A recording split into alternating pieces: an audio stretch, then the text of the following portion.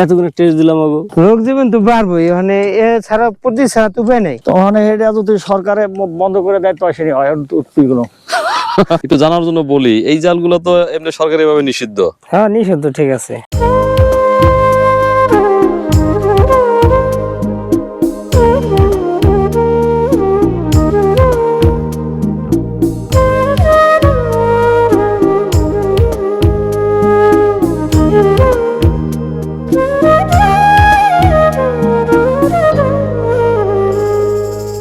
শূন্য নাও উড়াও পাল, ধরো হাল আমাতে মিশে যাও।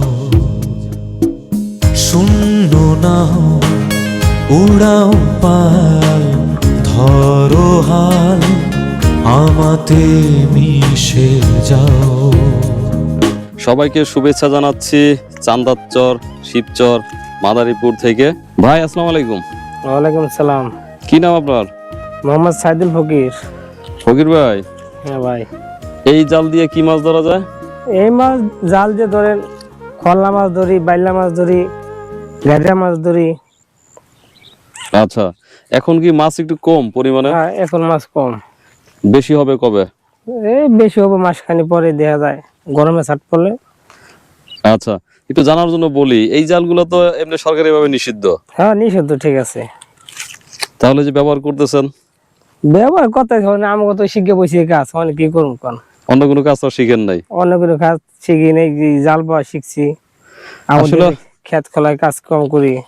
আপনাদের নিষেধ করে যতটা ফল পাওয়া যাবে আমার মনে হয় তার চেয়ে বেশি বেশি ফল পাওয়া যাবে যদি কারখানাগুলো বন্ধ করা যায়। হ্যাঁ ঠিক আছে। ঠিক না? হ্যাঁ এখন আপনাদের হাতে কোনো না কোনো ভাবে আসছে, আপনারা জীবিকা নির্বাহ করছেন এই জাল দিয়ে, হ্যাঁ। আর এছাড়া অন্য কোনো কাজ তেমন শিখেনও নাই। এই তো বিষয়। হয় এই বিষয়।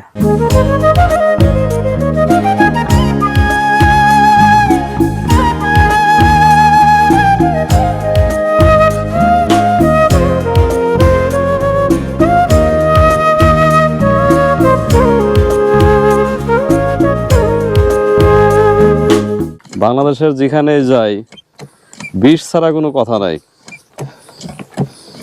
বীজ ছাড়া কথা থাকবো কেমনি, গাছ তো 5 মিশালি। আচ্ছা, হুম কিন্তু আগে তো মানুষ নিরাই দিত। ভাই ওখান তো নিরে নাই, ওখানে মনে করেন এই নিরের না কামলা চায় 600 টাকা, 600 টাকা 500 টাকা করে একটা কামলা চায়। একটা পুরো 600 টাকা করে 500 টাকা করে চায়। এর 1 বিঘা কামলা নাকতে মনে করেন 12টা 13টা করে। তো দেখেন ওখানে কয় টাকা হয়। তো যে কারণে বাধ্য হয়েই আগাছানাশক দিচ্ছেন। হ্যাঁ বাধ্য হইতে ওখানে ওষুধ দেওয়ার নাকি। কিন্তু এই আগাছানাশকের প্রতিক্রিয়া কি হবে জানান? এই যে মানুষের ক্যান্সার, লিভার সিরোসিস সহ যত কঠিন রোগ আছে, এটা কিন্তু খাবারের বিষ থেকেই বেশি হয়। হ্যাঁ তো বই এখন কিছু করার নাই, উৎপাদন হচ্ছে বেশি হয়তো, কিন্তু মানুষের রোগ জীবাণু কিন্তু বেড়ে যাচ্ছে। রোগ জীবন তো বাড়বোই, মানে এ ছাড়া প্রতি ছাড়া তো উপায় নাই। নাহলে তো মনে করেন বাধা হয়ে বয়ে থাকবো। মানে ছাড়া কোনো উপায় নাই না, ওই যে পাশে একটা দেখেন বাধা হয়ে বয়ে রয়েছে, মানে ক্ষেত বাদ হয়ে যাবে। একবারে বাদ হয়ে যাবে ওগা। ইরি ধান ছিল, ইরি ধান করছে, ওখানে ইরি ধান মাইরে দিছে। পোষানা দেখে এখন মনে করেন এই অন্য আলাদি করতে নাকছে। অন্য আলাদি করলে ওখানে যেই পরিমাণ ঘাস হয়েছে, এ তো মনে করেন ইদা পোষানা, পরের দা পোষানা, পোষায় না। না সারাদিন উড়াইতে পারে না, এক কাটা ছিঁড়ে ফিরে গেলে এক কাটা উড়াইতে পারে। এরপর আবার মনে করেন খিল খেতে মনে করেন এই বীজ দিছিলাম পচাটা, হেও কাম নাই। মানে প্রথমে একবার দিছেন, এখন আবার দিতেছেন। হ্যাঁ এখন আবার যে ফসল জ্বালাইছে হন দিতে নাকছি, পচাটা দিয়া মনে করেন পচাইয়া বুনছি, বুনার পর আবার মনে করেন এই যখন হয়েছে আবার।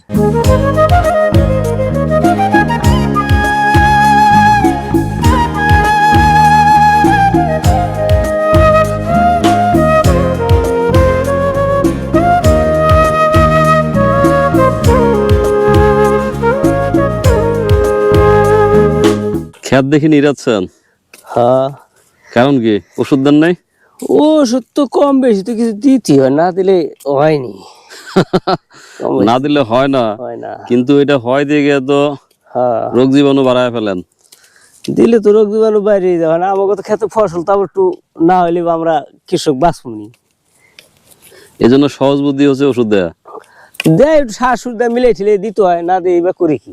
আচ্ছা, তো আসলে আমাদের দেশে যখন 10 কোটি লোক ছিল বা 5 কোটি ছিল, দেশটা তো এতটুকুই ছিল, হ্যাঁ কিন্তু এখন তো লোক প্রায় 18-20 কোটি। 20 কোটি। এই জন্য খাবারের উৎপাদন বাড়তে হয়, উৎপাদন বাড়াইতে গিয়া ওষুধপত্র বেশি দিতে হয়, বেশি দিতে হয়, যেখানে রোগ জীবাণু বেড়ে গেছে। রোগ জীবাণু বেড়ে গেছে। অনেক সময় দেখবেন ডাক্তাররা বলে যে টেস্ট করে নিয়ে আসেন এতগুলা, হ্যাঁ তো আমরা কিন্তু খুব রাগ হয় যে উনি এতগুলো টেস্ট দিল, এতগুলো টেস্ট দিলাম আগো।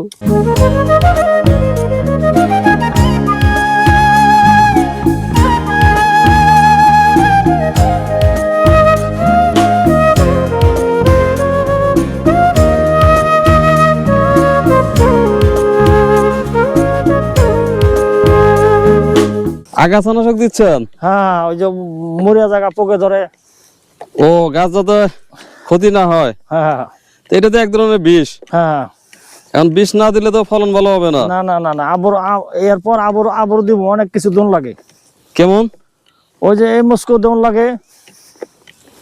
আচ্ছা, হ্যাঁ তো ফলন ভালো করতে গিয়ে তো রোগ জীবাণু নিয়ে আসতেছি আমরা। হ্যাঁ, গোড়া গোড়া যখন আবার গোড়া আইব তখন আবার দিতে হইব।